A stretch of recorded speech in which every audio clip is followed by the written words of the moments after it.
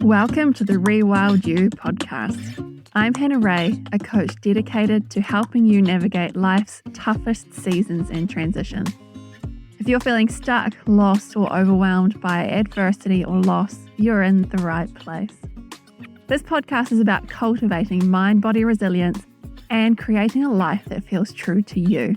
Here, we share real-life stories of transformation and hear from experts with practical tools to inspire and empower your journey forward. Let's get started. Hi Jess, welcome to the podcast and thank you so much for joining. I so appreciate your enthusiasm and I've admired you from afar for a long time, so the opportunity to actually chat with you is so jolly exciting. Yeah, well, I'm really excited to be here. Also been following your journey, and I think what you're up to is great, trying to, help people become more literate around grief and find pathways forward out of feeling stuck and all that. And I think, our philosophies align a lot. So it should be a really fun chat today. Looking forward to it. Awesome. So do you want to kick us off by telling the people who you are, what's important to you, and what you do? Okay, sounds good. My name's Jess Simson. I live in the Canadian Rockies right now, grew up in New Zealand. I'm here with my husband and daughter, and so, my family's really important to me. But what else is really important to me is, or I guess what I'm most interested in, is that journey towards really being your authentic self. Like, I just find it so interesting that being here in this world, on this planet, that being your true self, saying, all your ideas, sharing your light, big and bright, all of that. I just find it amazing that that's such a challenging journey for our human condition. And so I find it fascinating. And I absolutely love doing the work that my personal journey has really enabled me to be my authentic self. And, I'm continuing on. So we're going to see how far we get in that journey. But so that's what I'm really passionate about. I can just see your essence and your being, how it so lights you up just talking about it.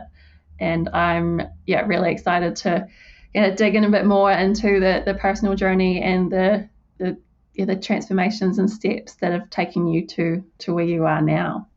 So you had a past life, in a sense, in multisport and endurance. And that's probably the focus of, I guess, your journey and what we're going to be talking about today. So can you share a bit about how on earth you got started in endurance and being an athlete and multisport? What was kind of the catalyst or the tipping point for getting stuck into it? And then how did you develop and learn through that? Yes. So the old multisport journey is a long one on how I got into it. But basically, I kind of find myself in a position in life where I was essentially struggling. I'd wake up and it was bluebird day, looking out in beautiful mountains and Lake Wanaka, stunning in a stunning house with a beautiful husband and, with these very stressful thoughts of really legitimately just wanting to be dead. And, I was like, this doesn't really match up what's on here. And as I grew up, it's quite interesting to me. I would often get quite beside myself, especially as a teenager, quite overwhelmed. And what I would do is when I would be in these states of, I guess, heightened stress, I wouldn't know what else to do. I would just find myself going for a sprint around the block. And I was lucky enough to grow up on a hill, so that required then doing a bunch of, I guess, running up some steep zigzags for a decent distance. That was my block. And so I guess I would find that process soothing. So here I am at a place in my life now, maybe age 26, feeling some very intense feels. I know that sport historically has helped as a soothing strategy for coping with the moment or my mental health. So it seemed like a natural fit for me to kind of jump into sport and see if I could use that as the tool to get a better grip on my mental health. And I had also had a bit of, I guess, like sporting success. Like I had, grew up doing competitive water polo, and I think maybe 2 or 3 years before I started jumping in a bit more formally into the athlete world. I'd done like a 6-day running race with a mate, and we had done quite well. And so, yeah, so I guess in my heart, I had this desire to run.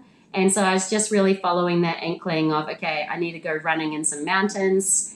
And so, yeah, so let's go all in and see what this athlete thing's all about. Yeah, all in indeed. Yeah, exactly. Yeah.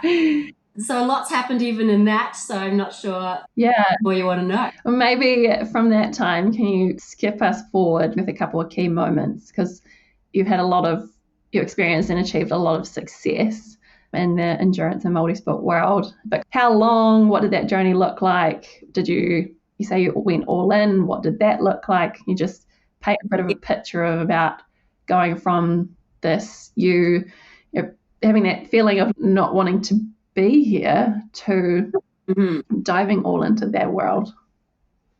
Yeah. So it's been a colorful journey. So yeah, so basically I decided to dive into the athlete world. And for me, not really knowing what to do, I decided to get a coach. Now, in the process of me knowing that I needed to run, to actually getting a coach and starting to run, it was easily like 2 years, right? There was a lot of resistance about that.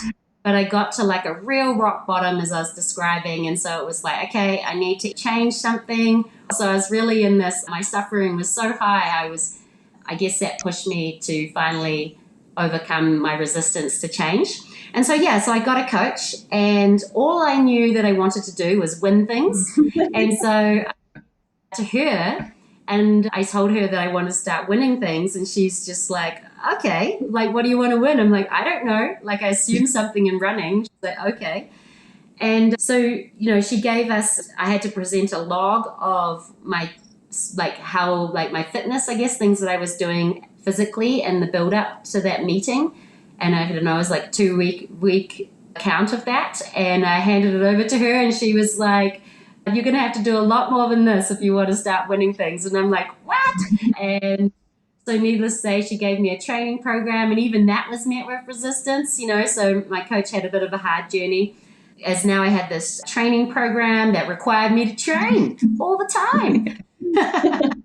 It was really annoying because I would rather just go to work and then come home and, do like drinking, I don't know, watch TV, anything else than do these things, this sport stuff that was going to be good for me when I was in a place of choosing to do it. Whereas 100% I was still being active, but often it was coming from, again, similar to as a teenager, a state of overwhelm where I would then be active where I was like beside myself, so I'd go for a run in the forest or something. But now it was like, you just had to go, and it's because the paper said so, Training Peaks said so. And so, yeah, so I followed it along, now worried about being judged weak or, pathetic or something, not being able to do it. My training, like by my coach, if I couldn't do what she put out for me. And then also now my coach was asking me to do running races, which even though I said I wanted to win things, I didn't actually really enjoy being vulnerable, signed up for a race because it was, what if I lost? There'd be a lot of angst of like, oh God, I like suck or whatever. So there was a lot of motivation to follow that training along as hard as I can and do it as best as I can to try to, I guess, save my perception of stuff. Yeah. So I guess kind of how I went into it and got through. And, you do go in and you do find yourself winning things, and then you slowly, maybe they call it like your paper trail of like what you win. You kind of like getting a bit of a log. So then people are trying to get you into coming into, well, I got that. People asking me to do the adventure racing with them, as they're often looking for strong females. And the running I was doing was off-road, so it was kind of applicable. And next thing you know, you're biking, running, you're kayaking, you're racing in China or something. Yeah.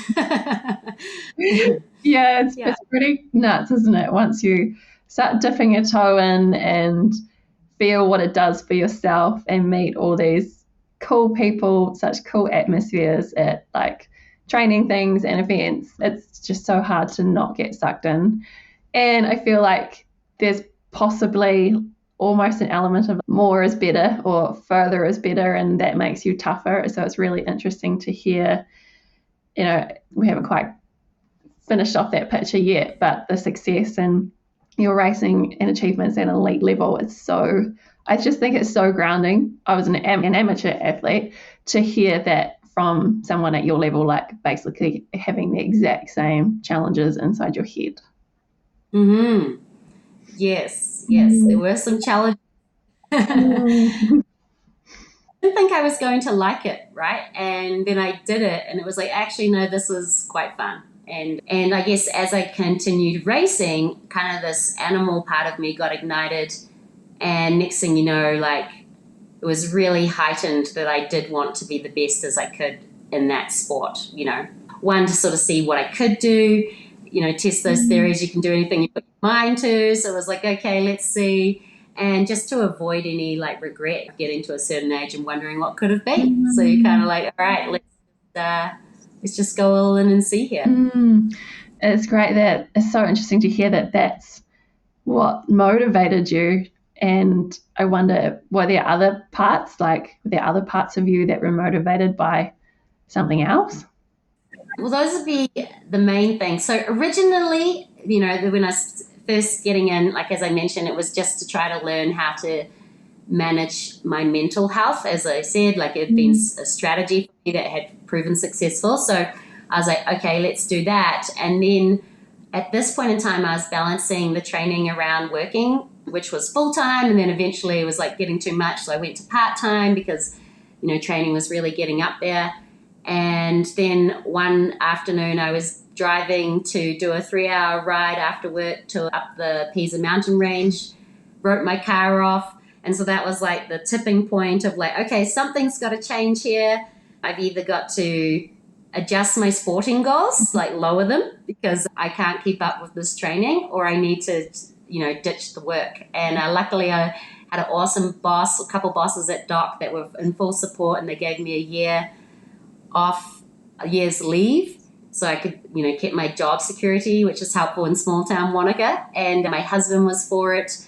And so at that point, the decision, as I said, was, testing, you can do anything you put your mind to, learning how to manage my mental health, and no regrets. And I really feel like those were the underlying motives for jumping in. Yeah, trying to think. Yeah. That's very cool. Yeah. And from there, you went all in, like full-time training, full-time being an athlete, and then wonder if you could share some of your perhaps favorite moments or favorite achievements from the rest of your sporting career. So I really didn't think when I started this journey, like when my coach suggested doing like a 3K run to like a swim and then another run, I was like, I didn't actually believe I could do it. Like I had a very, very limiting mindset. And so I guess low self-belief in what was possible.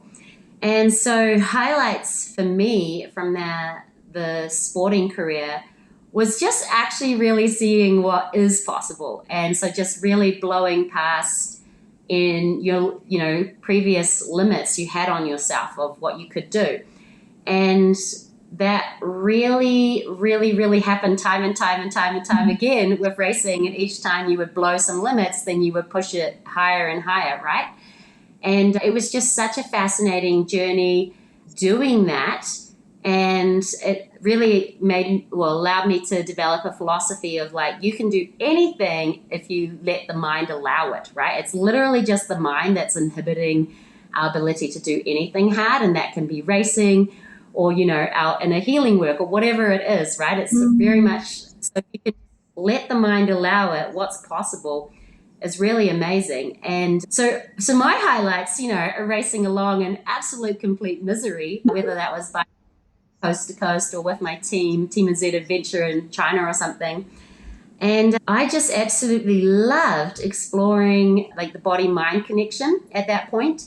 And so playing around with, things that you could be thinking or saying to yourself in your head and how that would affect your whole experience of what was so miserable. Mm-hmm. So interesting. And so, like, for me, that is like beautiful highlights of just like getting to witness firsthand, for example, the power of, doing a mantra, saying like, I'm strong and stable, or in the zone is always positive, or born to do it, or whatever it was, and just feeling that physiological shift from complete torturous agony to feeling really happy where you are racing.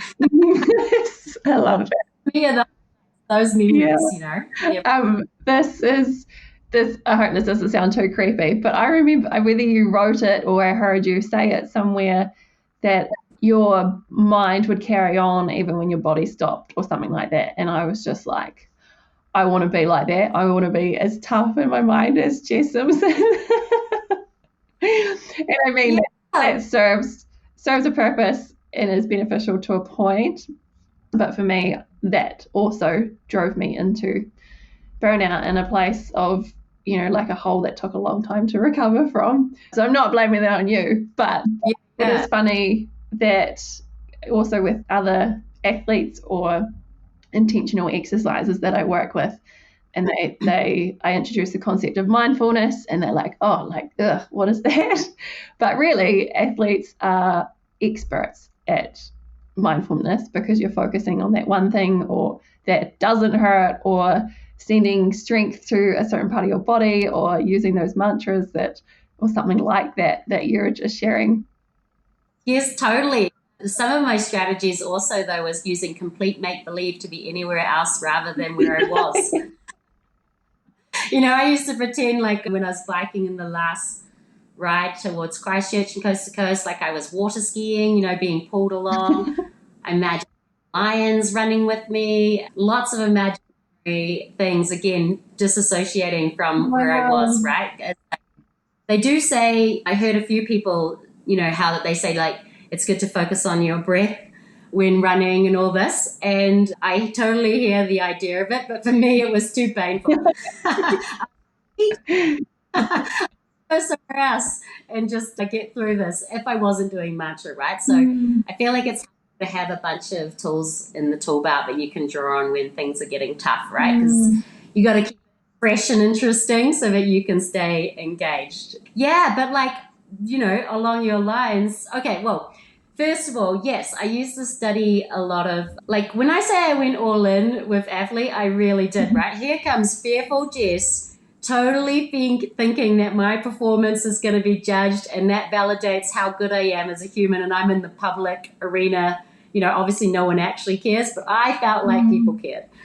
And so I went all in, like, I did race plans. I knew exactly what was going to be happening in all the transitions, nutrition plans, what I was going to be saying to myself in certain times, what was going to be saying to myself if someone, one of my competitors passed me, all this, what I was going to say to myself when I'm really in the box, all these things, like super in depth. And so kind of like you were saying, like a lot of mental determination to push on when the body is saying no.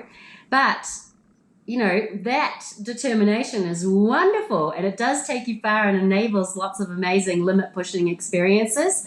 But unless you're supporting the body and spirit, it's only going to take you so far. And so you had burnout, so did I. Yeah.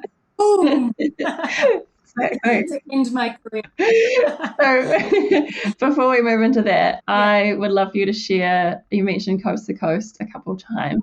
For people, and a lot of people listening to this will know exactly what that is, whether they've done it themselves or probably know someone who has done it.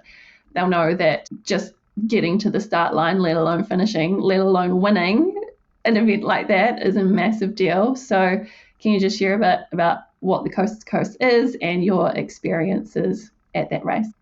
Yes. Coast to coast is maybe like a 256k journey from one side of, I guess, the never eat soggy wheat bix, the west side of the South Island of New Zealand, to the east side. And you kind of go along through mountain ranges. It's got, I think it's like don't quote me, about a 3k run start, 56K road ride, 33K mountain run, 15K bike, another K run, a 70K paddle, K run, and a 70K bike into the end, maybe 75, something like this. So multi-sport race. And all in a day. A single day. Yes. And remember me, who didn't even think I could do a 3K run and a little swim and a little run after it, right? And so my journey with Coast to Coast started with the 2-day. And I know I just retired, taken that leave from my work maybe about 3 months before it. And I remember a lot of people being like, why are you doing the 1-day? Why aren't you doing the 1-day? Because I'm like, I don't even think I actually could do it. Like, I was still learning, right? And so doing that 2-day, breaking it down, that was helpful for me. And, even coming into the first time doing the longest day, I still didn't know if I was going to be able to do that full thing in 1 day, And so, it was a lot of training, getting out on the course, again, all the race planning and all that kind of stuff. And I guess just willing to be a little scared, to do it and give it a whirl and see what's possible. But it was no easy feat, it was challenging, but particularly the first longest day. But I really did feel like leading into that race, I had just the perfect amount of information that I needed, the perfect amount of life experience I needed, and the perfect amount of training to be able to get through, right? And I drew on absolutely every single one of it, Sometimes in the boat, I was sending gratitude to the petrol station attendant who helped put fuel in my car, whatever, just trying to, again, use any strategy I can to keep things positive, tuning in auntie's positive words or whatever, just everything you can do to get through. And it's just such a challenging, beautiful journey. Blows your mind, blows your body. Yeah, absolutely. And so, I don't even think that's the question, but hey, there we go. Excuse me. So when you ended the 2-day, did you win that and then went on to win your next 2 longest days? Yes, exactly. That's epic. Got that up. And I went from the 2-day, and then I feel like the racing in China, I just started in some teams. So China has a bunch of, at that point, very, very, I guess, elite multi-staged, staged multi-sport races in the team. Like I said, I raced in Team NZ Adventure that were really quite out of this world. In fact, anything you'd heard about go into a race and pace yourself off the start line, obliterated. Basically, that start gun goes at those races and everyone's going full tilt until the end. It's just insanity. And they're very inspiring because it's so hard to do those races. And so in the 2-day, I was I have to check, but I feel like I got into China maybe the next year, or maybe I just started a few months before that 2-day. And in China, I still didn't even know if you change your clothes in transition and stuff, right? And it's multi-sporter, and you don't. But very this fast-paced, accelerated learning curve. So for me, doing the 2-day was really paramount. And I remember, I told you, getting the flack about not doing the 1-day, but it really put me in this position of I just had to really trust my process. And it's something that I have really held on to since that, is I had to trust that this was where I was at. Doing the 2-day was the best step for me to take, regardless of anyone else. And ultimately, doing that, trusting my process, enabled me to then win the longest day on my first attempt, and then do it again the following year, which I don't know if that would have been possible had I done it straight off the bat. And so even now, when I'm faced with situations, again, I just got to lean back on trusting my process on how I do things and leaning into it, even when, society is saying another way might be best, So that was a good from those races. Yeah, and I love that, that lesson that you learn in endurance just applies so seamlessly to pretty much any other experience. in life. And we're so easily distracted by what everyone else is doing, or as you say, what we're told we should be doing. Getting requires that knowing and understanding of yourself and knowing what feels right for you and trusting that that is the right path. Yes, which isn't easy. No, it's not. Yeah, much easier to do what they tell you. You mentioned before, and we'll come back to it now, about the blowing up and the endurance on your endurance journey. What was that for you and the turning point for, for me, it seemed like you had this awesome career, a cool trajectory, exciting, perhaps continuing success, and it's almost like, from my perspective, like you disappeared. And I was like, oh, where's Jess? What's going on? And then so when I saw your work pop up that you're doing now, I was just so fascinated and so curious about how all that played out. Yeah, and I kind of like leading, I think I was full-time, so dived into the athletic world, endurance athleticism for a while, many years, but like full-time for maybe just 3. And like I said, I was going from zero to hero. Like I didn't even get into it till I was like 27, 28, and next thing you know, you're trying to ride your mountain bike at the same pace that people have been going for much earlier have done, right? And that's intense. Like I used to find it so stressful on the mountain bike because it was just, didn't really have a build up, and so it was almost traumatizing at times, because it was like such a drastic jump. Anyways, so, and then the same, even the training, like I initially got into the training, like back getting my first coach, straight off the bars, holding on to people's shoulders, drunk, dragging my toes many nights, like it was crazy.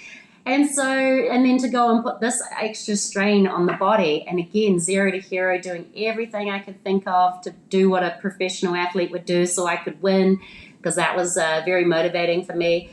And it took a toll. And so, maybe the last 6 months of racing before I did do my disappearing act, just started to get like more injuries. My mental health that I had managed with sport, I had got to a point where like, yep, that was good. As long as I don't take more than 2 days off training, ideally only 1. Don't take more than 2 or whoosh, you're in the dark hole, and that takes quite a while to climb out of. But as long as I could exercise, I had that strategy and could manage my mental health and stay up, I guess, or in a good space, at least out of the hole. But then what was happening is I was getting mood swings again. I was getting sick more easily, and things were just getting harder outside the training and racing, which I still really loved. I still really loved training, and I still really loved racing. And, as I said, for example, biking for me was tough getting into it. I had finally got to a position where I was feeling awesome on the bike, downhill, felt stronger on the hills and all this. I had great sponsors that had taken a long time to get that, but all these other wheels were falling off. And I was aware of that and still trying to do my best, but in the back of my mind, just thinking like, there's gotta be a better way, because here I am following all the conventional nutrition, training programs to the T. I've got physio, I've got massage, I'm doing everything possible, but I was still getting cooked, despite all my best efforts. And then I was just so damn lucky that I was basically taking a few months off to have a bit more of a downtime while I was in Canada training. And I decided to try Xterra. And so at the end of that summer, I was racing Xterra in the World Champs in Maui, which was cool. I had a kind of rocky build-in. I had, I was sick. My dog had died. And I went on this plane to Maui, hadn't slept, the week before leading into that race because I was just coughing so violently each night. So going into the race depleted, right? But again, in those days, if injured, sick, no matter what, you just showed up and you went for it and you utilized to the baddest, to the most, your resources that you did have available to you on that day, mental resources, physical resources, life experience. And so whilst those things were happening, I never thought about not racing. It was like, I'm just going to race. And I did adjust my goals a bit going into it. So yeah, anyways, had this blessing of an experience where showed up to the start line, like not in a shabby state, but still keen to like give it my all and go racing. And, there's the swim and then the bike. And I was trying to just have more of like an experience of the world champs, take it a bit easier. I don't know if you've done those bike rides in the Maui exterior. They're very steep. They don't really allow you to take it easy. So I was like, oh God, I actually do have to put in effort here. Anyway, so did the swim and bike, following my nutrition and hydration to a T. Rocked into the run transition. And they say on the loudspeaker that I was in like 5th place or something. And I was like, what the heck? Okay. It's like a 10K run left. And the 10K run in the exterior is like my type of Christmas for a run, because it's 10K and it's all uphill and all down. And that is my favorite. I'm not really into the flat. So I was like, okay, 5th place. Well, let's just give it a whirl for this last bit. Increase the ante. And next thing you know, engaging all my awesome mantras and pushing hard when the body says no, having the best time ever. And then boof, went passed out, unconscious, seizures, woke up in an ambulance. And it was awesome because what I ended up happening was I had severe heat stroke, which I didn't know at the time, but it gave me the most beautiful exit, because unbeknownst to me at the time, heat stroke actually took a really big toll on my body. Was it because of all the other stuff happening before I even got there? Not sure. But even if I wanted to keep training and racing, like I went to my yin yoga teacher training straight from Maui, and like I had to use my keep on pushing when the body says no mental strategies to get through a yin yoga class and so I was in a state, my brain was shaky, my vision was just permanently rocking. I couldn't, and my brain stayed shaky for a good 3 months, and I'd go out like on a walk, and again I'd be like on an easy walk not far down the road, and then all of a sudden I'd be feeling good, and just like a switch turned, and next thing you know I'm like completely burnt out, totally wasted, doing my next level tactics just to get home. So it was so beautiful, because then it was like, okay, I'm already feeling like there's got to be a better way to do this top performance thing. I've got this gift of being totally wasted. I could nourish that recovery and eventually come back, but that was going to be a long process. And I just decided to pull the pin. I was getting really excited about what I was learning in the yoga world, which I originally signed up for the yin yoga because I was like, I had noticed it was helpful for me for like athletic performance. And so I was going to teach athletes. And then I got there and I was like, oh my God, there's so much more to this than having this stretch just to be better at running fast, and it was really exciting. And I kind of got into it and it was amazing. And I never looked back, just all been trajectorying up since. And yes, definitely not in the race world. Gosh. Yeah, you really just did leap off then. Yes. Off into the void. Overnight.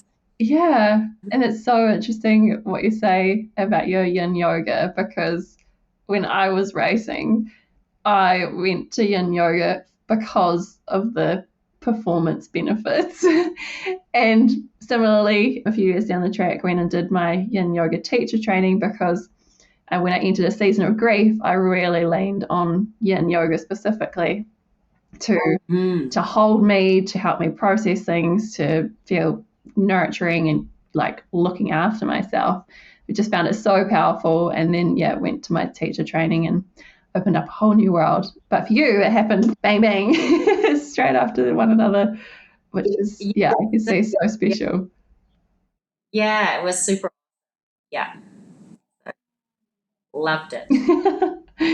And so when, like, obviously you had worked really hard, you had these really strong drivers motivating you, and then all of a sudden that's not your identity anymore, and now you're exploring this really incredible yoga space and journey.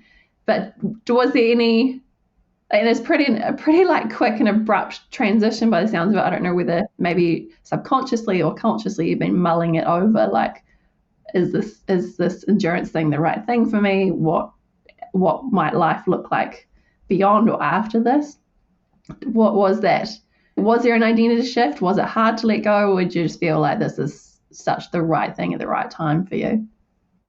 Yeah, it's interesting. In my life, I do had a few identity changes when I've been sort of all in on something and then jumped to something really quick, and all in and then jumped to something. And so, yeah, there's totally has been shifts of swift shifts in focus, we could say. But I guess for me, it felt really natural because it's the same thing, the same essence of what I was up to stayed the same. And that was like kind of exploring what's possible, you know? And I guess, is it exploring what's possible, or is it exploring the inklings of, I know I need to do this, but I don't know why. So same with the racing. Like, I didn't really know, like, yes, I wanted to win things or whatever, but I don't know if you remember, but I was saying, like, before I even started training regularly, I had this longing in the heart where I knew I needed to be running long distances in the mountains, despite it not really making sense. I was like working in the city and stuff, you know? And same before I got into ski patrol. I remember I was living in Australia and I was working on a cruise ship in the evenings, and it's like 38 degrees, sweating, and I just kept having these dreams of becoming a ski patroller doing first aid on the mountains. And I had skied, but I wasn't any good. And it was like, okay, what's this about? So I went and got my ski patrol training, you know. So, and again, that's like an inkling. So then the athlete thing was following that inkling, and then going into, you know, diving into the holistic realm was also just following that inkling. And initially it kind of was related to sport because I was going in to find a way of how one could maximize their performance or reach their highest potential in a way where your mental and physical health didn't have to suffer. So it was related. And I did envision myself working with athletes, elite athletes at that time. And I did work with elite athletes for a bit there. But then the more I went into the holistic journey, again, the more I learnt about the power of it. And it just seemed like, really, I guess it's come down to the essence of why I do it now. Yes, I'm helping people reach their highest potential, but it's like their highest potential, like, you know, their soul potential, which is ultimately the highest potential you could live on earth. And to me, that is the highest potential you can ever have on earth, is being your most authentic, fully lit self that's confident in sharing your unique light, what you've come here to share with this world, and actually share it, you know, and truth and all those ideas and whatever that's going to look like. And so that became more of my focus and mission. And so that's ultimately what I help people do now. So it's still their performance or highest potential related. It's just a little different. Yeah. So to me, kind of, whilst it's drastic, it's different, it's kind of the same. Yeah. And you can see it's interesting. I'm sure many people relate to that as well. Like, looking back, you can see how things all kind of line up. Oh. But sometimes, like in the moment when you have those inklings, can be really hard to follow them. Like, but my brain says and my plan says this. Did you have that internal battle to actually choose following that inkling, and how did that look for you? Yeah, to follow those inklings, like, it always has an element of risk, or like, you know, it's, what is this even about? And I don't know if I've had the inner debate. Maybe as we talk, I'll be able to reconnect to see it. But like, I really believe in embracing the essence of adventure, right? And so, you know, it's like, okay, athlete world, well, that's going to be an adventure. Let's just go all in and see where that's going to go. And like holistic world, that's an adventure, and go all in and see where that's going to go. And so it's like a curiosity to kind of explore things that you don't really know where you're going, just like if you're committing to go up a mountain, or maybe mountain's a bit obvious. You see the summit, you walk to the top, but maybe you got to go through some valleys or something and you don't know quite the route to get there. And just going and doing your best to navigate all the little decisions on the way. And yeah, just keep it like fun and adventurous and curious where you're off to. And, you kind of can't go wrong because you just keep learning awesome things along the way, even if you didn't get there, It's just, yeah. So, yeah, the inner debate to whether to go for it, I don't recall that as being strong. Yeah. It was more just know you got to go and you don't know why. And even like getting into meditation. So there was like getting into yoga.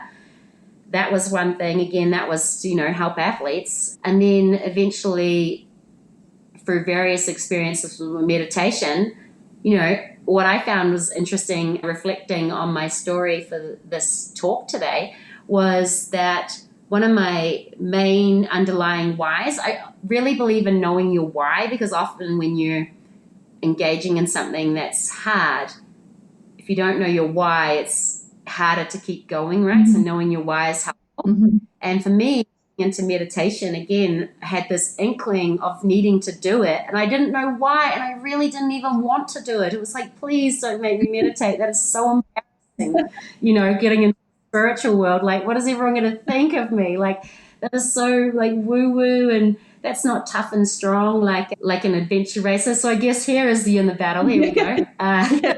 We found it. It's coming. We found it.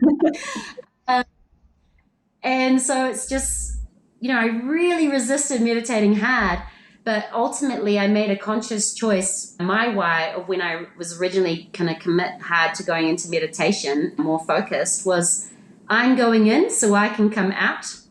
And that was about, we'll call it 6-ish years ago, maybe 7. And what's fascinating, again, as I was reflecting for the story, I've come out. I really feel like I've come out of the closet, for just who I am, particularly in the last year. And I've been working at it, like I say, to embody my higher self. And I'm always feeling like I'm being authentic on this path. It's never like I'm not, right? But I know we've got a lot of subconscious stuff going on in the works of our conditioning, what we should do, what we think about ourselves, how we interpret situations. And so I continue to work on that, and I've got myself into this place where I really feel like here I am, my authentic self at like this whole new level is coming out of the closet. And it's exactly why I went into meditation. And like when I said, I'm reflecting this morning, I was like, oh my God, it works. Setting an intention is super powerful. Yeah. It always comes to fruition every time. Yeah. It's so beautiful. And I love that fresh perspective on using that sense of adventure that you get from actually being outside and going on adventures and doing cool stuff and applying that to more inner work or less tangible things. I earlier this year had a conversation with my therapist very much along these lines, and I was like, because I've been having some health and injury challenges, that means that I haven't been able to go out and do the big missions as much as I would like. And I was sharing that with her, and she's like, yeah, but look at all the inner adventures you're going on. And I was like, damn it. Yeah. No, I totally agree. Like, even I had a mate reach out even like a couple years ago, like we were reflecting on our racing days, and it was so fun and so extreme and definitely an adventure and so satisfying doing those adventures. And I know there was a longing on their end, and for me I didn't have that longing because my adventure has gone to the inside journey. I'm finding that fascinating and super challenging, but super rewarding as well. So yeah, exactly what you're saying, the adventure in the inner world. Like it's so interesting. And personally, maybe not at the beginning, right? I'm a bit seasoned now. I do remember at the beginning in the journey feeling sometimes like someone had ripped the rug from under my feet and I was flying and like landing on my cracked teeth in the ground. you just like you don't even know how to operate anymore, which is why I don't recommend doing it by yourself. Mhm. Like you think, oh, self-care, that sounds great. Oh, it's actually quite badass. Yes. Yeah. Be warned. Please get support. I recommend Yeah. So we'll get to it. what you do now and how you support folks these days in a minute, but Yeah. tying off that endurance and I mean, you're still badass, but in a different way to going out on crazy adventures and physically doing epic physical stuff. What is your relationship now with your body pushing physical limits, endurance, all of that? Like, how has that changed? Yeah, it's really drastically changed. So before it was very fear driven, right? Like again, for performance, fear of judgment of how I was going to do. And yes, there was positive, like exploring what I was capable of that. But there was this undercurrent of like, oh goodness, go for it. And there was even fear of needing to train. Yes, oh God, what's going to happen if I don't? How's my mental health going to go? I'm going to be the darkest, demon around. And even fear of being fat and ugly, like even looking back at a lot of race photos, I genuinely believed I was as fat as a walrus in those, like super embarrassed, right? So there's definitely a lot of body image stuff going on back in race days. And so we've been conditioned to think that sport helps us manage a healthy weight. I don't actually believe that, but that's the conditioning at the time. And so yeah, some very unhealthy motivators for the level of commitment in the sport for me.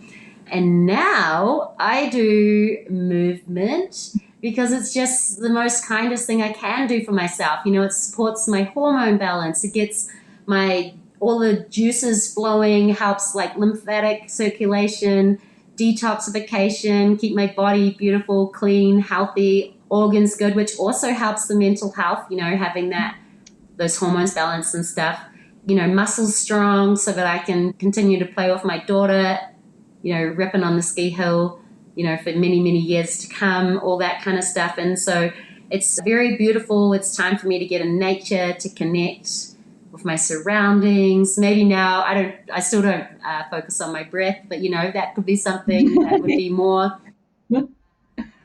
palatable now, and Yeah. so do I push myself? I actually do sometimes, more so in the last year than historically. But now I'm a mum, working mum. I've got these little windows and I love the feeling of running fast. And so I do go out my door and I basically just run hard until I get back. And I'm all for it because my motive is so kind and loving. It's because I enjoy that. You know what I mean? Yeah, I'm Yeah. smiling and nodding like for the last 5 minutes because very similar to my own journey and other people that I've worked with too. Yeah, and that shift from, for me, it was mind over body, seeing my body as kind of a servant of my mind and like, this is what you're going to do and we're just going to keep going. And if we can't go, then we keep going until we get that point. I never fainted or went unconscious from heat stroke, but similar, yeah, getting us in pretty deep holes to now, and same for me too. Movement is a nurturing thing. It's fun.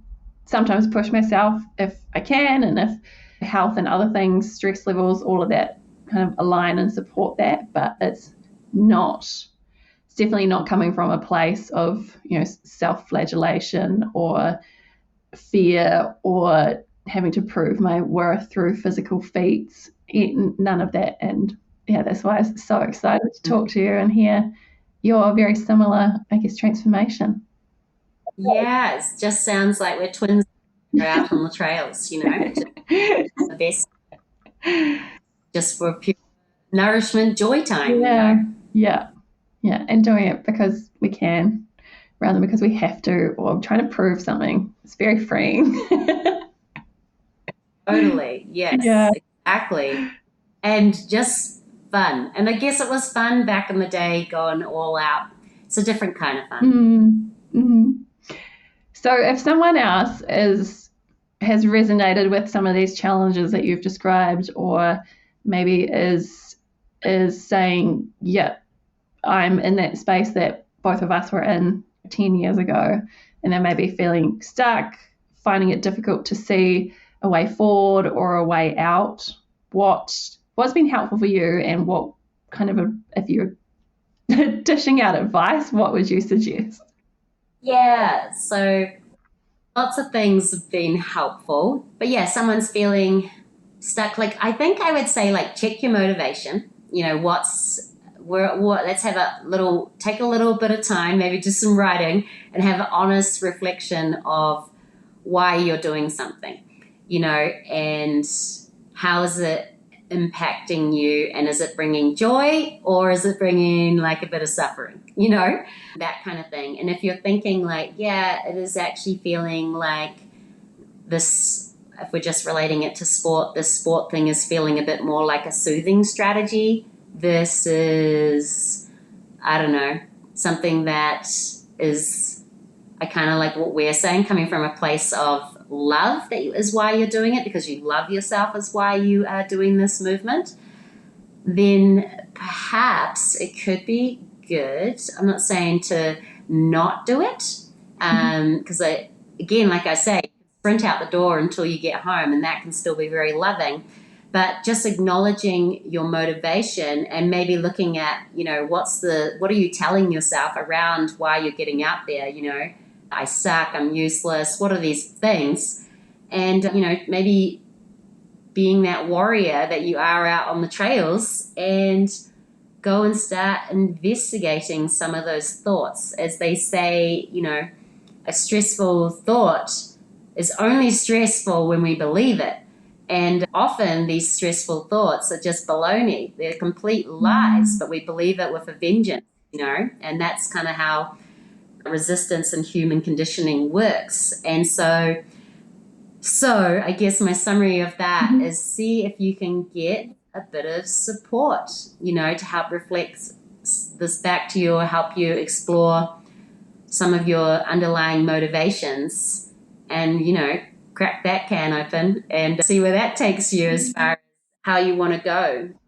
Yeah. And I guess, so yeah, getting support, you know, as you've said before, like, we're not designed to do this alone, and you can't do it alone.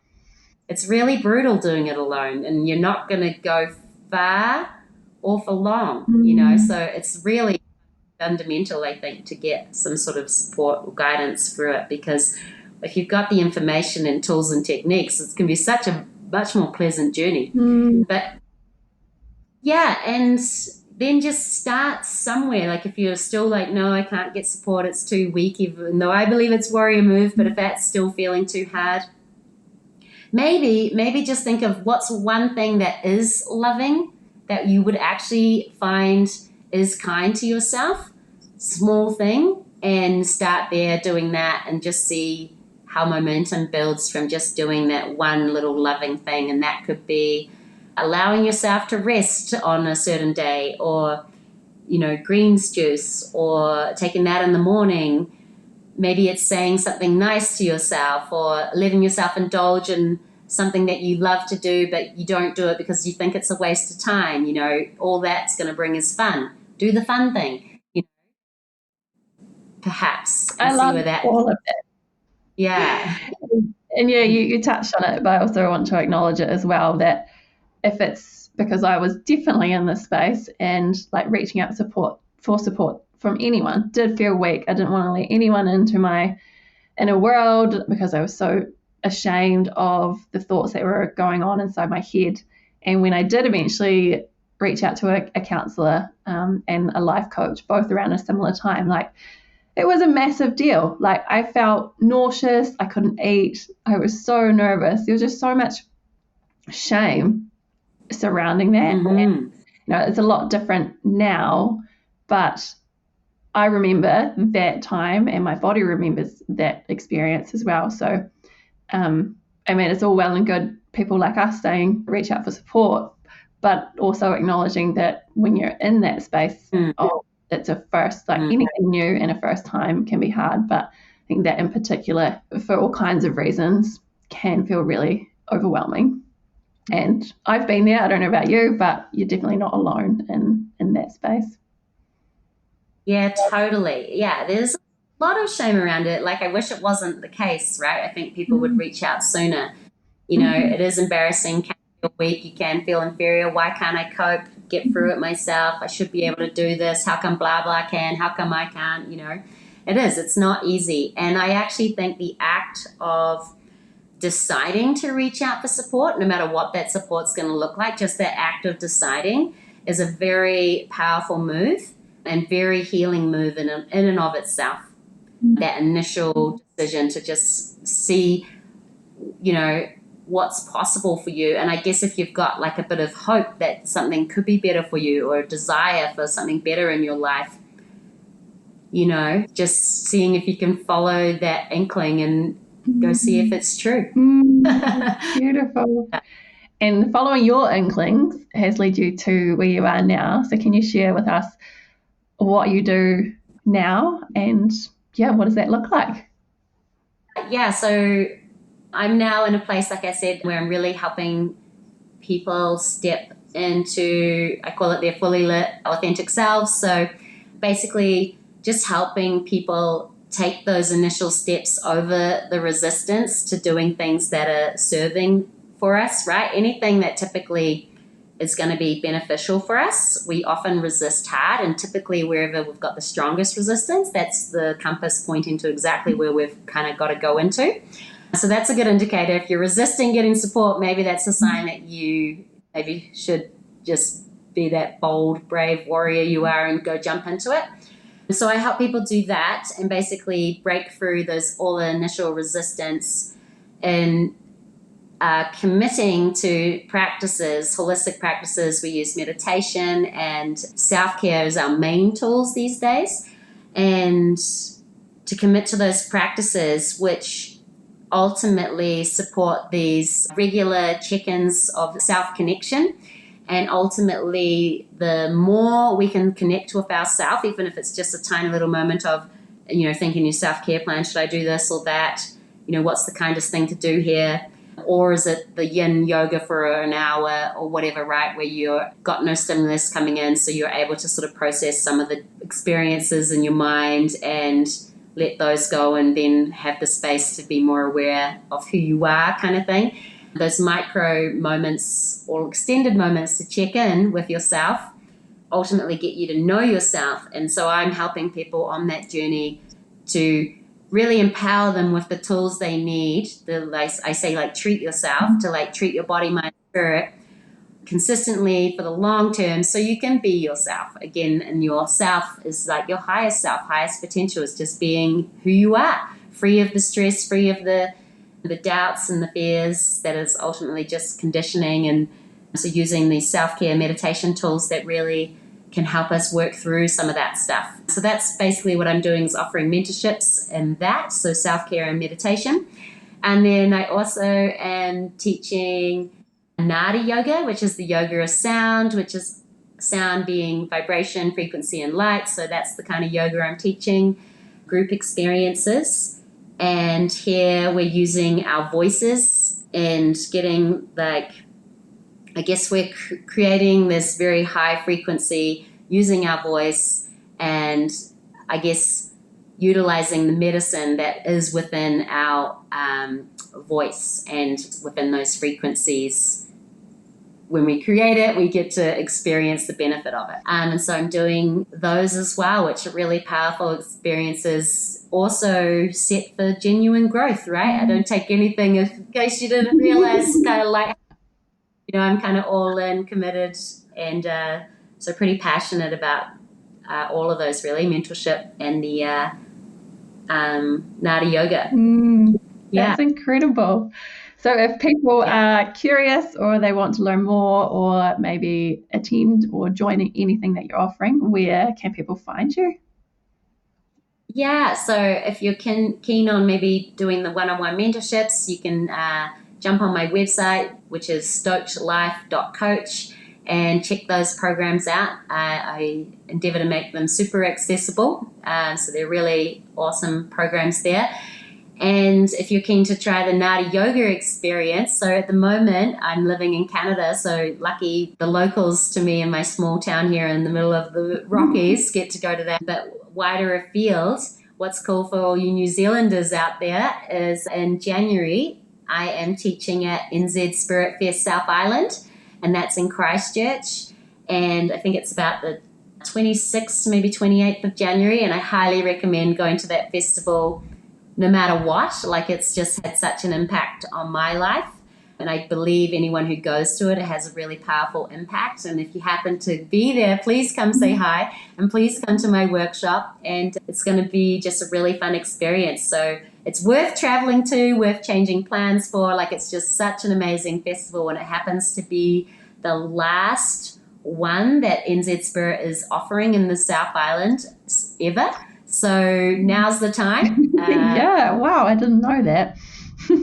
Yeah, workshops there. You can learn from anything about nutrition to, like, if you're new to all this stuff, like going back to like what I would recommend for someone feeling stuck, maybe just go to that festival, because you'll get exposed to lots of different disciplines or practices, and then from there it'll be like a smorgasbord for you to then choose what's your flavor, which might be different to my flavor preferences, right? So I highly recommend that, and I'd love to see you there. It'd be very fun. So Spirit Fest, South Island, come play. Awesome. And we'll put all those links for that in the show notes as well. Yeah, my heart is so full.